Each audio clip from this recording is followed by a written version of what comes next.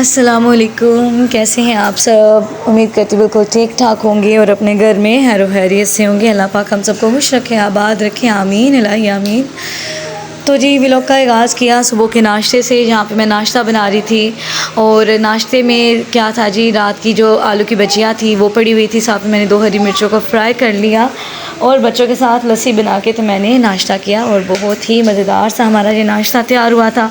और हरी मिर्चों का तो टेस्ट मुझे पसंद ही बहुत है, मतलब मुझे हरी मिर्ची खाने में बहुत ही ज़्यादा अच्छी लगती है। अच्छा, आजकल ना हमारे इर्द गिर्द का जो माहौल है ना वो हासदीन से भर गया है। मतलब इन शॉर्ट कहूँ तो हसद से कैसे बचा जाए। हसद से आप तभी बच सकते हैं जब आप अपने अल्लाह की दी हुई अता पर, मतलब अल्लाह पाक ने जो आपको दिया हुआ है, जो आपको अल्लाह की तरफ से नवाजा गया है, आप उस पर शाकिर हो जाएं। वरना उसके अलावा आपके पास दूसरों को देख देख के जिसे कहते हैं ना कि ख्वाहिश रखना, दूसरों को देख के हसरत करना, ये सरासर गलत होता है। बंदा अपना भी टाइम ज़ाया करता है और दूसरे को देख के तो ऐਵੇਂ ही अपना दिल जलाता और कुड़ाता रहता है। कोशिश करें कि जब आप किसी की अच्छी चीज़ देखें, किसी की खुशी देखें तो उसको दुआ दें और ख़ुद के लिए भी दुआ करें कि परवरदिगार आपको भी उस खुशी से, नेमत से नवाज दे। क्योंकि अक्सर होता है ऐसा ना कि हसद करने से अपने रिश्तों में जो बड़े क्लोज़ रिश्ते होते हैं, हमारे दिल के बहुत नज़दीक होते हैं, उनमें ना दूरियां पैदा हो जाती हैं और ये दूरियां फिर आहिस्ता आहिस्ता कड़वाहट बनती हैं। कड़वाहट से वो नफ़रत का रंग भी ले लेती हैं। फिर तो एक साथ बैठना भी जो ना वो मुश्किल हो जाता है। मतलब हम जब अपने उस करीबी बंदे को देख लेते हैं तो हमें फिर वो दो आँख बिल्कुल नहीं भाता।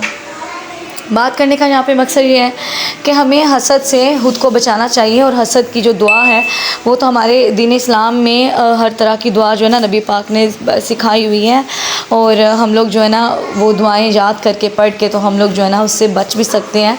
तो कोशिश करें कि जब आपके घर में जब आप कोई, मतलब अल्लाह पाक आपको किसी नेमत से नवाजे, औलाद से हो या घर में किसी, जिस लाइक आप अपने फ़र्नीचर को, अपना घर खरीदते हैं या अपने घर में किसी भी तरह की आपको खुशी हासिल होती है, तो परवरदिगार के सबसे पहले तो शुक्राने के नवाफ़िल अदा करें।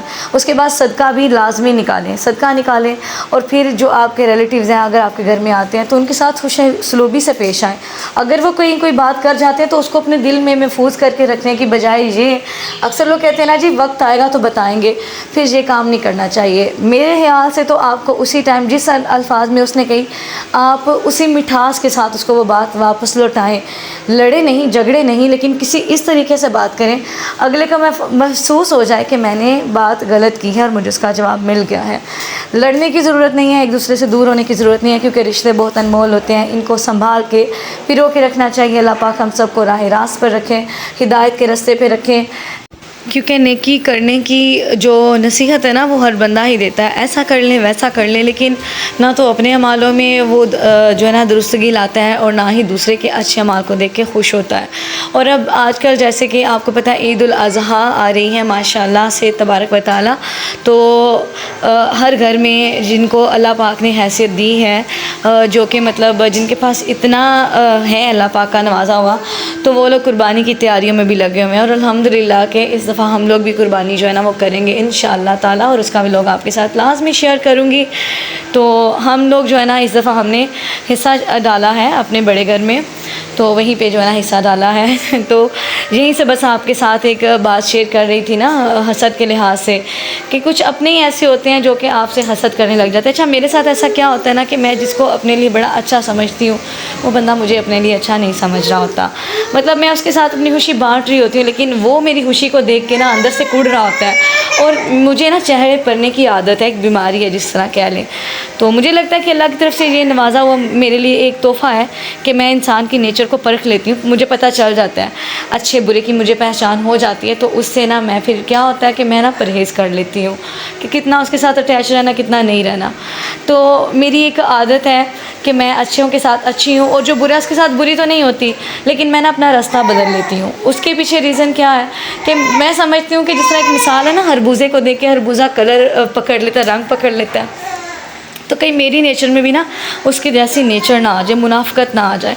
तो मुझे ये चीज़ें बिल्कुल अच्छी नहीं लगती। मैं समझती हूँ कि नहीं, अगर कोई बंदा हमें नहीं देख रहा, हम उसकी ग़ीबत कर रहे हैं, हम उसके बारे में कुछ गलत सोच रहे हैं या कुछ गलत करना चाह रहे हैं, लेकिन परवरदिगार तो हमें देख रहा है ना, वो तो हमारे इरादों से वाकिफ़ है ना, वो तो हम सब कुछ जानता है। तो अपनी आखिरत को मद्देनज़र रखते हुए अपने आप को जो है ना इन चीज़ों से बचाना चाहिए। कोशिश करनी चाहिए कि हम नेकी के कामों में ज़्यादा से ज़्यादा जो है ना अपना वक्त जो है ना उधर लगाएं। नमाज़ पढ़ें, कुरान पढ़ें, अगर हो सके ज़कात अदा करें, गरीबों की मदद करें, और जहाँ तक आपसे हो सकता है किसी ज़रूरतमंद की आप जो है ना मदद कर दिया करें, जिस तरह से भी आपसे मुमकिन है, माँ सिवाय गलत काम के, गलत तरीके के। तो इससे क्या होता है ना, बंदा भी राज़ी, अल्लाह भी राज़ी। तो ज़रूरी नहीं कि आप हर एक को अब राज़ी करने भी चले जाएं। बंदों को राज़ी करना बहुत मुश्किल है, अल्लाह पाक को राज़ी करना बहुत ही आसान है। पता है कैसे?